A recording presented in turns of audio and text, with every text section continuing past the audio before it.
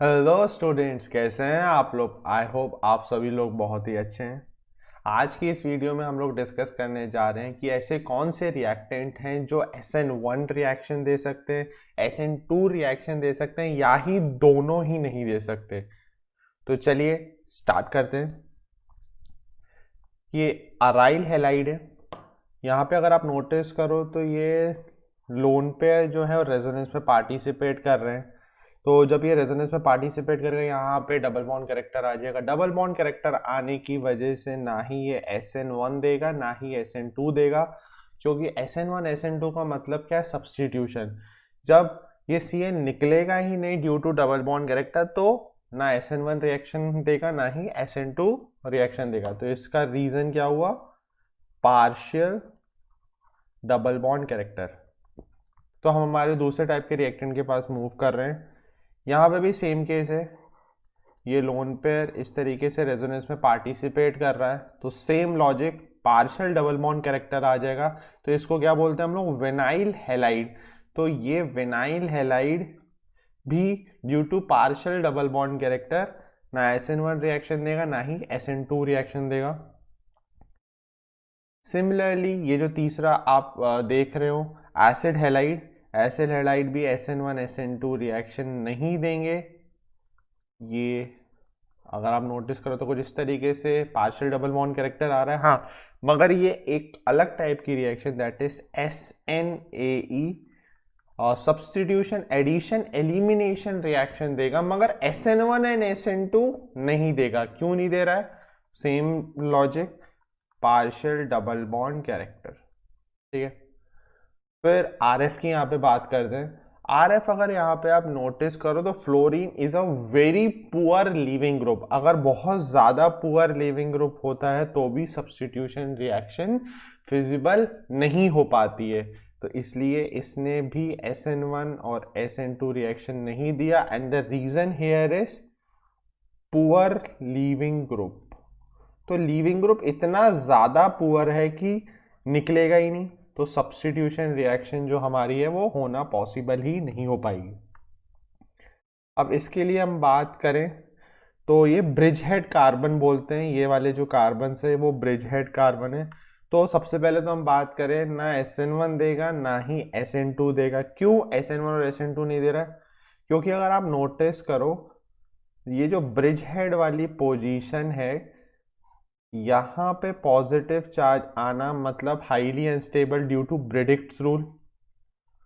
तो जब कार्बोकेटाइन का फॉर्मेशन होता है SN1 रिएक्शन में और वो ही अनस्टेबल है इतना, तो क्या वो रिएक्शन होना चाहिए, नहीं। तो due to Bredt's rule carbocation is highly unstable at bridgehead carbon, और तो वो बनना क्यों चाहेगा। और यहाँ पे हिंड्रेंस, पीछे से अटैक होता है SN2 में, इन्वर्जन वाली कैटेगरी आती है। तो SN2 में पीछे से अटैक होना पॉसिबल नहीं है, क्योंकि वेरी हाई हिंड्रेंस। तो हिंड्रेंस, जिसको प्यार से आप लोग स्टेरिक हिंड्रेंस भी बोलते हैं, तो ये कुछ कैरेक्टरिस्टिक्स हैं जिस वजह से ये 3 डिग्री वाला कार्बन ब्रिज हेड पोजिशन पे ये रिएक्शन शो नहीं कर रहा है। फिर आगे मूव कर रहे हैं। अब अगर इधर हम देखें तो SN1 रिएक्शन भी ये शो नहीं करेगा एंड SN2 रिएक्शन भी ये शो नहीं करेगा। SN1 क्यों इसलिए ये शो नहीं कर रहा है, क्योंकि 1 डिग्री पे कार्बोकेटाइन स्टेबल नहीं होता। 1 डिग्री कार्बोकेटाइन अनस्टेबल। तो सबसे पहले SN1 ना देने के पीछे लॉजिक तो ये हो गया। SN2, अब देखो इतना बल्कि सा भारी भरकम सा ग्रुप है, पीछे से अटैक करेगा तो कोई कैसे अटैक करेगा, ये सामने पीछे आ जाएगा। तो यही सेम रीजन, स्टेरिक हिंड्रेंस। तो 1 डिग्री होने के बावजूद भी SN2 रिएक्शन नहीं हुई, जो कि हम लोग लिखते हैं कि SN2 रिएक्शन किसके लिए फेवर करती है, 1 डिग्री, 2 डिग्री एंड 3 डिग्री। मगर ये 1 डिग्री होने के बावजूद भी SN2 रिएक्शन इसलिए शो नहीं कर पा रहा है बिकॉज पीछे से अटैक होना लाजमी यहाँ पे नहीं है। फिर अगर यहाँ पे देखें तो ये 3 डिग्री कार्बन से जुड़ा है, तो SN1 हो जाएगा क्योंकि कार्बोकेटाइन स्टेबल।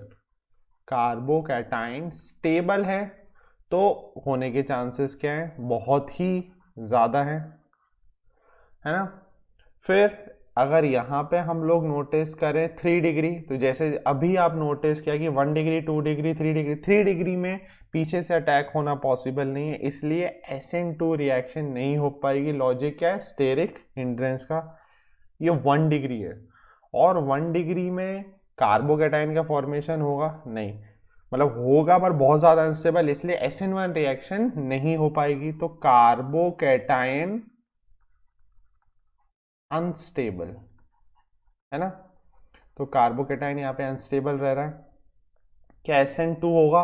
भैया खुशी खुशी SN2 होने की इच्छा रखेगा, ठीक है। तो 1 डिग्री 2 डिग्री 3 डिग्री, तो सीधी सीधी बात है 1 डिग्री का सबसे ज़्यादा स्मॉलेस्ट, तो जितना कम हिंड्रेंस होता उतना ज़्यादा SN2 होने के चांसेस हमारे बढ़ जाते हैं।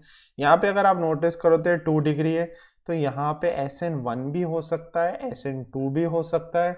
अगर आप यहाँ पे सॉल्वेंट या फिर जो पुअर न्यूक्लियोफाइल है, आप न्यूट्रल H2O और ROH, तो न्यूट्रल न्यूक्लियोफाइल्स अगर ले लोगे तो इजीली ये SN1 रिएक्शन करा लेंगे। अगर यहाँ पे मैं weak nucleophile like I negative, aqueous KOH, CN negative, है ना, तो इस तरीके के न्यूक्लियोफाइल अगर मैं ले लेता हूं तो ये रिएक्शन क्या करेंगे, इजीली प्रोसीड करा देंगे, ठीक है।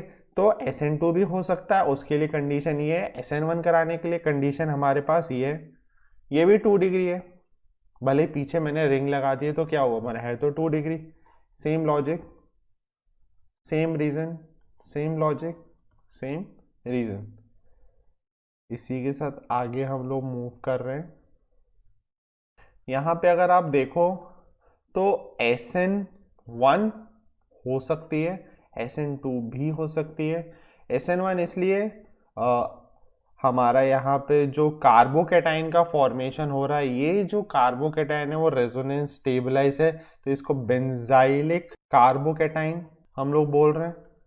तो ये जो कार्बोकैटायन है वो रेजोनेंस से स्टेबलाइज, और जितना ज़्यादा कार्बोकैटायन स्टेबल, SN1 रिएक्शन होने के चांसेस क्या हो जाएंगे, उतने ही ज़्यादा हो जाएंगे। और SN2 क्यों हो रही है, same logic, 1 degree 2 degree 3 degree, तो 1 डिग्री है तो SN2 होने के चांसेस क्या बहुत ही ज़्यादा है।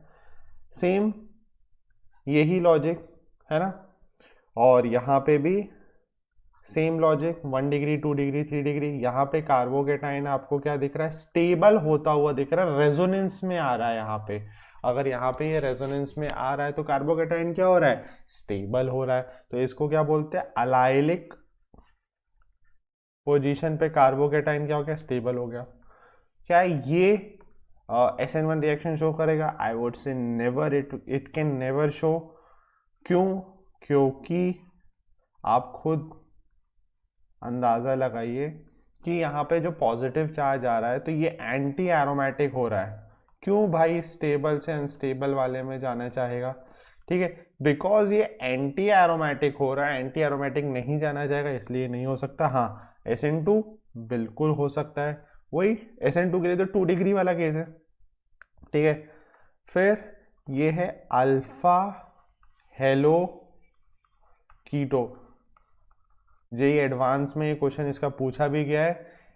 तो SN1 रिएक्शन नहीं, SN2 रिएक्शन बहुत ज़्यादा तेजी से ये क्या करता है, रिएक्शन शो करता है। SN2 की रेट बहुत ज़्यादा हाई होती है, तो ये क्यों SN1 क्यों शो नहीं कर रहा है, ड्यू टू कार्बोकैटायन अनस्टेबल।